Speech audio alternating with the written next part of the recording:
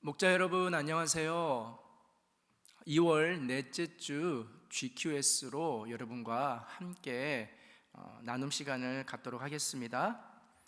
2월 넷째 주 GQS는 새 포도주는 새 부대라는 주제로 누가복음 5장 27절부터 39절까지의 말씀으로 나누겠습니다.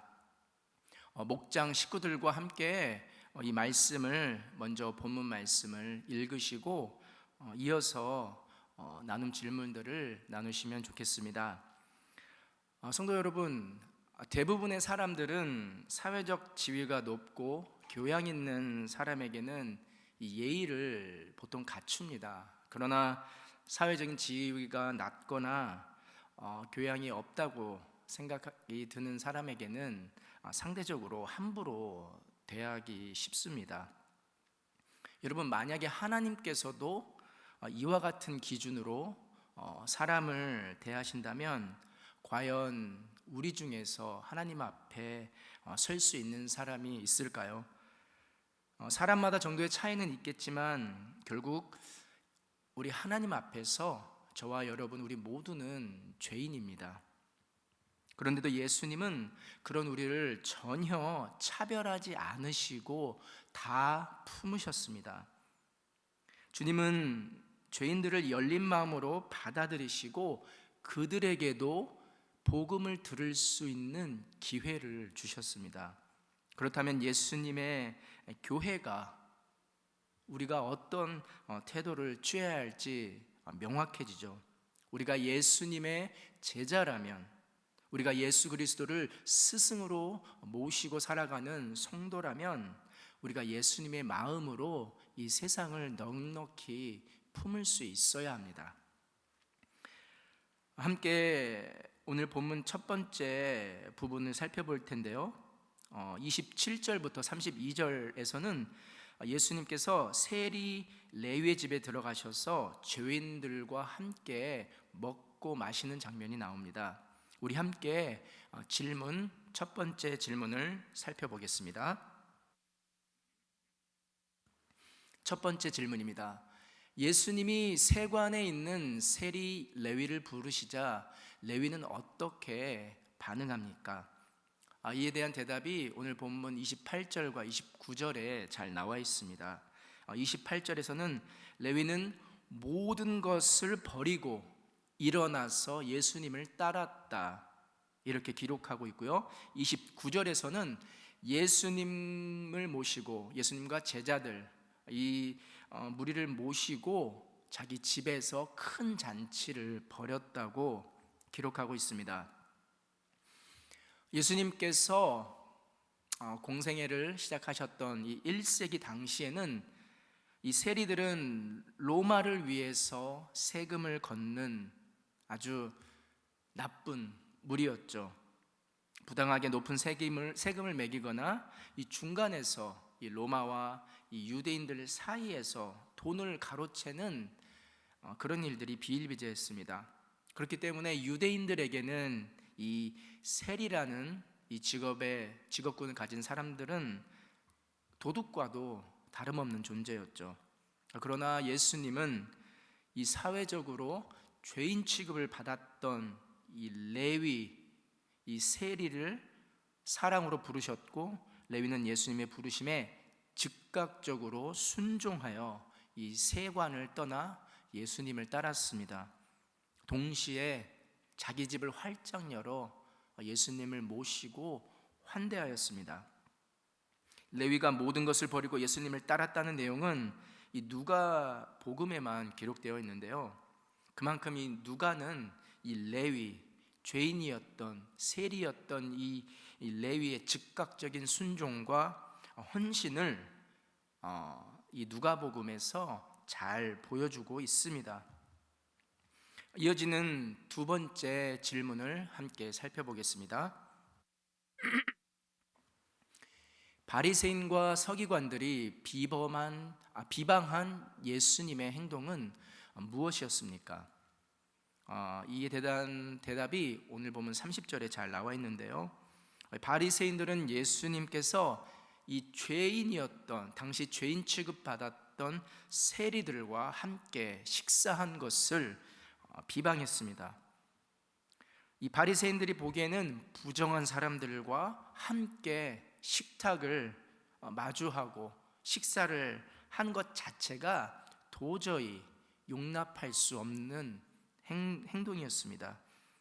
당시 유대인들은 이방인들이나 이 죄인들을 부정하다고 생각했기 때문에 그들과는 이 겸상을 한다, 이것은 도저히 상상할 수도 없었던 일이었죠. 그러나 예수님은 이 바리새인들의 이 비난과 비방을 전혀 개의치 않으시고 오히려 죄인으로 취급받았던 이 레위에게 찾아가셔서 그와 함께 식사를 하십니다. 신약을 살펴보면 예수님은 구약의 이 정태적인 정결법을 역동적인 거룩법으로 바꾸신 것입니다.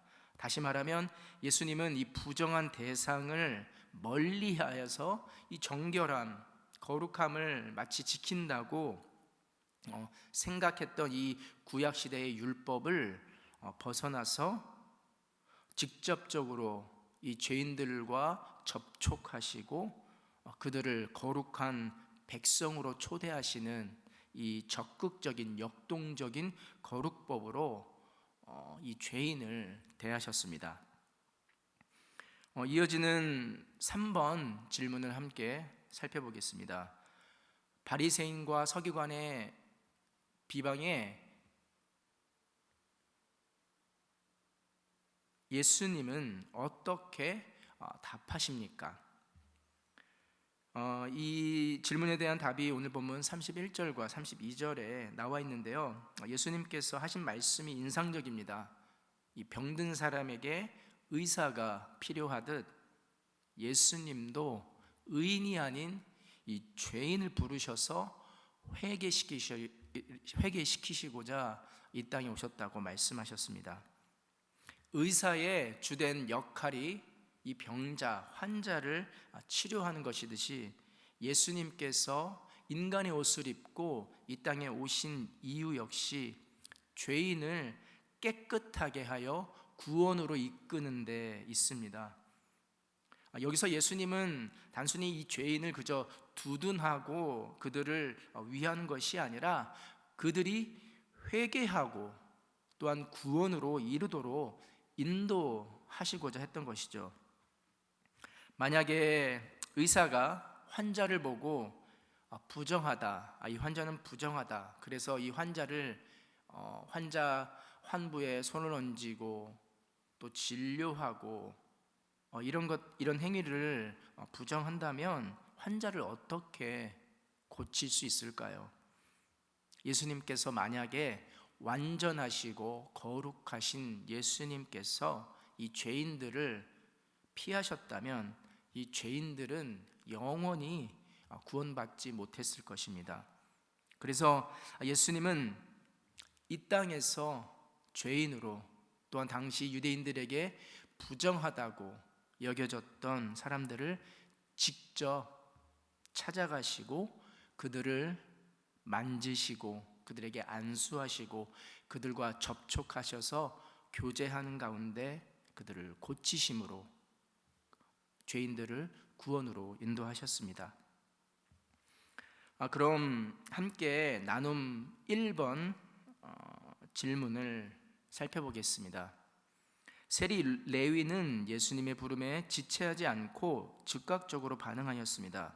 그가 가진 모든 걸 내려놓고 예수님을 쫓았고 자기 집을 개방하여 예수님을 환대했습니다. 예수님에게 보여드린 나의 내려놓음과 환대는 무엇인지 나눠봅시다.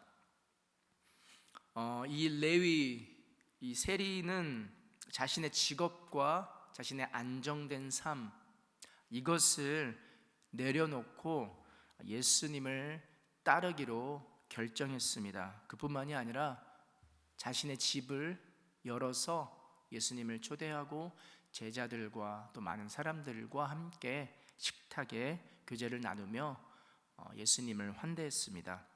이것은 단순히 이 뭐 손님 접대를 잘한 것 이상으로 레위는 자신의 삶, 자신의 모든 것을 예수 그리스도께 드린 것입니다. 전적인 헌신입니다. 여러분 목장 식구들과 한번 나눠보실 때 삶에 있어서 뭐 거창한 것이 아닐 수도 있습니다. 우리 삶에 내가 가장 소중히 여기는, 때로는 내가 아무 이 존재 자체를 내가 인식하고 있지 못하 하더라도 하나님께서 마음에 감동을 주셔서 내가 가진 것 일부를, 내가 소중히 여기는 것 그것을 내려놓게 하시고, 또한 그것을 넘어서서 또 나와는 사실 맞지 않은, 나와는 어울리지 않는 사람들에게 다가가고 또 그들을 나의 삶으로 초대하고 함께 나누는 이런 경험들이 있으실 줄도 믿습니다. 함께 나누는 가운데 여러분들의 삶을 함께 나누고 또 서로에게 격려가 되는 시간이 되었으면 좋겠습니다. 이어지는 나눔 2번을 살펴보겠습니다. 나눔 2번입니다. 예수님은 죄인을 정죄하고 심판하기 위해서가 아니라 죄인에게까지 이 복음을 전하기 위해 오셨습니다. 혹시 우리가 죄인이라고 정죄하며 가까이 하기를 주저하는 사람이 있습니까? 혹은 우리가 어떻게 그들을 복음으로 포용하고 받아들일 수 있는지 이야기해 봅시다. 오늘 우리가 본문에서 살펴보았듯이 예수님은 이 죄인을 불러서 정죄하기 위해서 오신 것이 아니라 그들을 구원하시고 복음을 전하러 오셨습니다. 마태복음 9장 13절에서는 예수님은 나는 의인을 부르러 온 것이 아니다, 죄인을 부르러 왔노라 이렇게 말씀하셨습니다. 예수님께서는 죄인을 전적으로 배타적으로 배제하지 않고 정죄하지 않고 이 죄인들을 포용하고 그들을 구원하는데 하나님의 사역, 예수 그리스도의 사역에 목적이 있었습니다. 그렇기 때문에 우리가 어떻게 세상 사람들을, 믿지 않은 사람들을 복음으로 포용하고 받아들일 수 있을까요? 먼저는 그들을 정죄하지 않으려는 노력이 필요한 것 같습니다. 사회적인 편견으로 우리가 멀리하거나 도덕적으로, 윤리적으로 문제가 있다고, 또 우리 그리스도 신앙과 이 믿음의 기준에 합하지 않다고 우리가 경멸한다던가 무시하는 것이 아니라 예수 그리스도께서 그들에게 먼저 다가가신 것처럼 우리도 정죄하기에 앞서 그들을 이해하고 또 그들에게 먼저 다가서는 노력이 필요한 것 같습니다. 또한 이 복음의 본질을 기억하면서 이 복음이 완전한 사람, 온전한 사람, 완벽한 사람을 위한 것이 아니라 저와 여러분 같이 부족하지만 죄인이지만 이 하나님의 은혜가 정말 필요한, 예수 그리스도의 이 구원의 복음이 필요한 그들에게 우리가 다가갈 수 있도록 우리가 늘 이 복음의 본질을 기억해야 하겠습니다. 그럼 다음으로 오늘 본문 두 번째 부분을 살펴보겠습니다. 이 두 번째 부분은 새 포도주는 새 부대에 담아야 합니다라는 이 주제를 가지고 본문 33절부터 이 39절까지의 내용으로 질문들을 함께 살펴보겠습니다. 먼저 첫 번째 질문입니다. 예수님의 제자들이 금식하지 않아도 되는 이유는 무엇입니까? 오늘 본문 33절과 34절에 보시면 혼인잔치에서 신랑이 함께 있는데 손님들이 금식을 할 수 없듯이 이 신랑 되신 예수님께서 이 땅에 오셨으니 우리 제자들도 전혀 금식할 이유가 없다는 것이죠. 원래 이 금식은 이 죄를 회개하거나 이 국가적인 재난으로서 금식하며 슬퍼할 때 하는 행위였습니다. 그러나 이 바리새인들은 자신들이 만든 이 기준으로 사람들에게 이 금식을 강요하기 시작했던 것이죠. 이에 예수님은 신랑이 신부를 맞이하는 이 기쁘고 복된 이 혼인잔치가 열리는 가운데 손님으로 참여한 당시 유대인들이 금식을 한다? 이것은 말이 되지 않는 것이었죠. 예수 그리스도께서는 자신이 이 땅에 오심으로 인해서 하나님 나라 그 잔치가 열린 것으로 말씀하셨습니다. 신랑 대신 예수 그리스도를 맞이하는 이 구원을 맞이하는 이 기쁨의 자리에 당연히 금식하는 것은 말이 안 되는 것이었죠.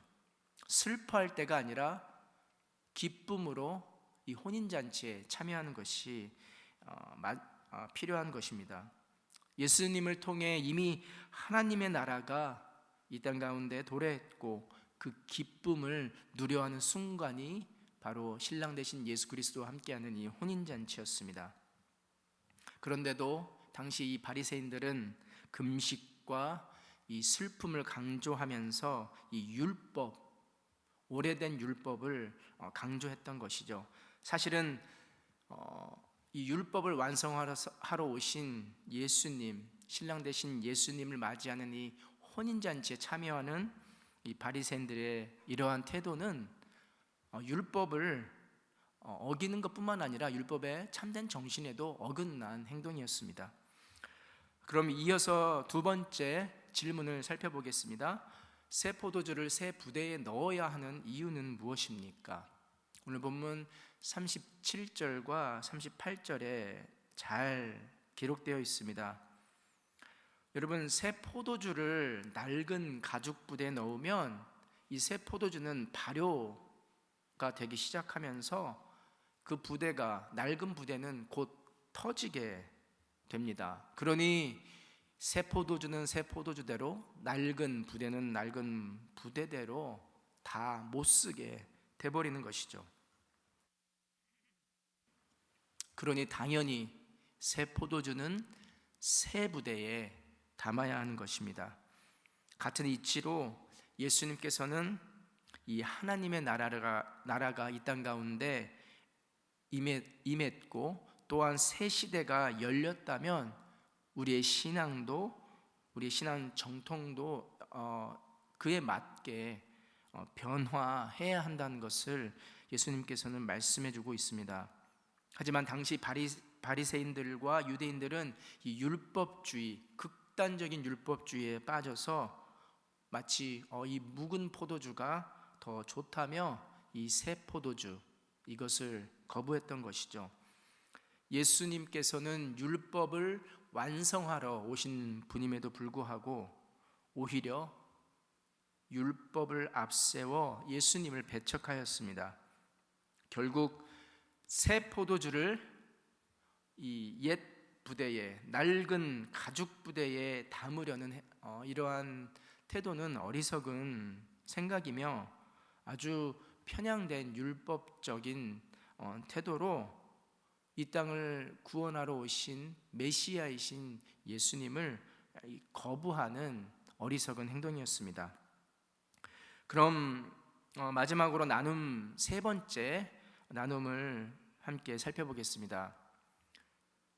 예수님이 전하신 복음은 새 포도주처럼 생명력이 있고 역동적입니다. 그런데 유대인들은 자신들의 죽은 정통에 맞지 않다며 복음을 거부했습니다. 새 포도주를 담기 위해 새 부대가 필요하듯이 복음을 받아들이려면 새로운 시각이 필요합니다. 변혁하는 복음의 능력에 맞게 고치거나 버려야 할 통념은 무엇입니까?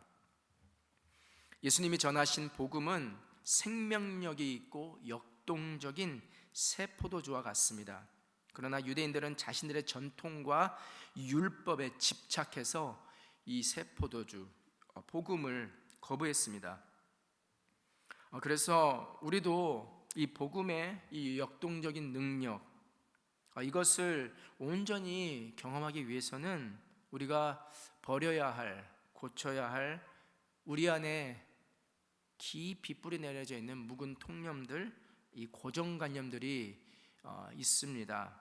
이것들이 우리가 무엇인지 한번 생각해보고 이것들을 우리가 적극적으로 어떻게 버릴 수 있을지, 고칠 수 있을지 함께 나누시면 좋겠습니다.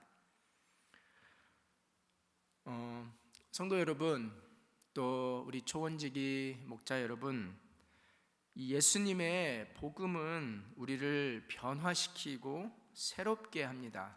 그렇기 때문에 낡은 이 묵은 부대를 우리가 벗어버리고 새 부대가 되어 이 새 포도주 복음을 우리 안에 담는 노력이 필요합니다. 이 복음의 생명력과 이 역동성이 우리 안에서 일어나기 위해서는, 그것을 우리가 또 온전히 경험하기 위해서는 우리 스스로가 새 부대, 나의 이 마음밭이 또 우리의 심령이 이 새 부대가 되는 변화가 필요하겠습니다. 이상으로 2월 네 번째 주 GQS를 함께 나눠보았습니다. 여러분, 목장 모임 가운데 은혜로운 또 나눔과 또 교제 시간 되시기를 바라며, 마지막으로 여러분들 한 주간의 삶을 나누시고 또 기도 제목들 나누시고 함께 기도하심으로 여러분들 이 목장 모임이 하나님의 성령 안에서 복되고 또 의미 있는 시간 되기를 축원합니다. 감사합니다.